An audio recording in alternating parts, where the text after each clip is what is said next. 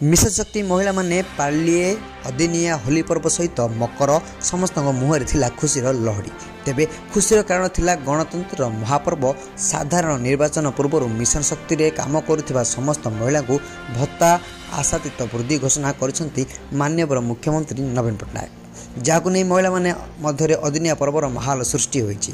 तेबे विलंब हेले मध्य दीर्घ दिनर दाबी पूरण करछंती माननीय मुख्यमंत्री नवीन पट्टनायक। मयूरभंज जिलार मोरडा ब्लॉक शेषपाल छकरे आज एकत्र होई शताधिक मिशन शक्ति महिला पूर्व प्रस्तुति अनुसार पर एक विशाल शोभायात्रा बाहरी मादलर ताले ताले महिला माने नृत्य परिवेशन करने सह निज निज भितर रंग खेली मोरडा ब्लॉक कार्यालय पहुंचते।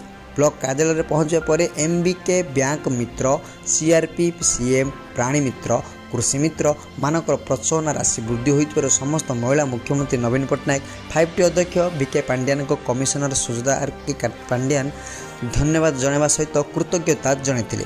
मिशन शक्ति महिला सभापति विष्णुप्रिया दास, संपादिका सुदीप्ता बारिक, कोषाध्यक्ष चित्रस्मृति पुटी, नारी नेत्री विद्युत प्रभा बेहरा, सुकांती सेट्टी, ब्लॉक अध्यक्ष पीथनाथ सोरेन एवं अन्य माने उपस्थित थिले। सेहीपरि प्रेस क्लब मोरडा सभापति तथा वरिष्ठ बीजेडी नेता घासीराम बेहरा को उत्तरीय और पुष्पमाल्य दे संबोधित करथिले। तेबे आगामी निर्वाचन में मिशन शक्ति गुरुत्वपूर्ण भूमिका ग्रहण करी पुनर्बार नवीन पट्टनायक नेतृत्व को समर्थन करी हाथ मुठा को टाण करने को आह्वान। गंजामरू विजयलक्ष्मी महाकुड़ रिपोर्ट दिग्दर्शन न्यूज।